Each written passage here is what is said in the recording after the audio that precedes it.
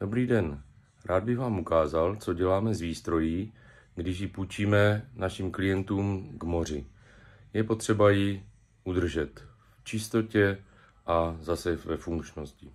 Komputery trpí nečistotou na kontaktech, usazeniny z moře. Namočíme, necháme odmočit.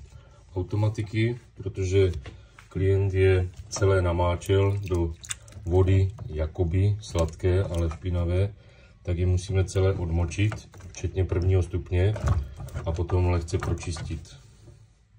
Správný postup je, když umýváte automatiku, že první stupeň, kam jde vzduch, nejde nikdy voda. Takže takhle zacpete prstem a můžete umýt první stupeň.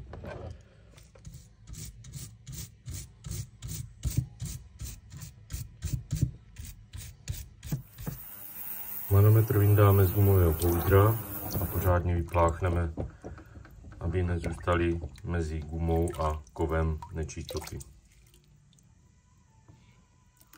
Posuneme do lázně čisté s čistou vodou a použijeme další automatiku.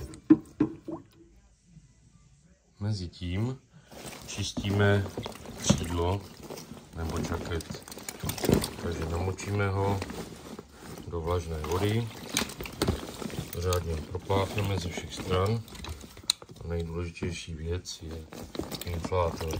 Takže inflátor necháme taky odmočit a potom ho dáme do ultrazvuku.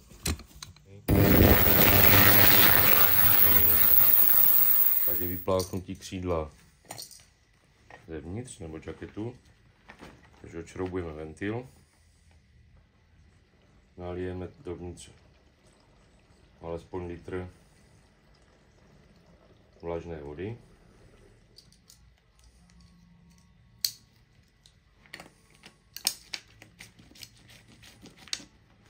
Zavřeme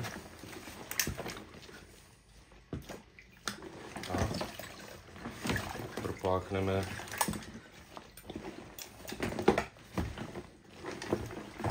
celý vnitřek duše.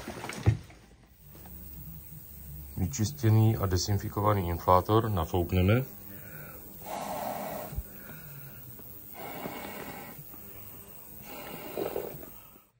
Znečištěný první stupeň, který byl namočen do špinavé vody nebo se dostala slaná voda dovnitř, tak opláchneme stejným způsobem a potom je profoukneme. Nebo křídlo vypláchneme vodu, kterou vypustíme. Automatiku jsme připojili, pustíme tlak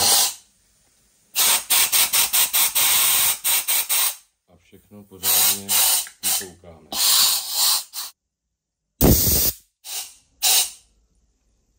Takhle tady vidíme, že střelotlak je v pořádku, automatika drží a je vyčištěná povrchově zevnitř i zvenku. Znovu podotýkám, není to servis, je to pouze čištění. Tuto službu, celé vyčištění automatiky a křídla, děláme pro naše zákazníky za 300 Kč plus DPH. Nejedná se o servis, ale pouze o čištění.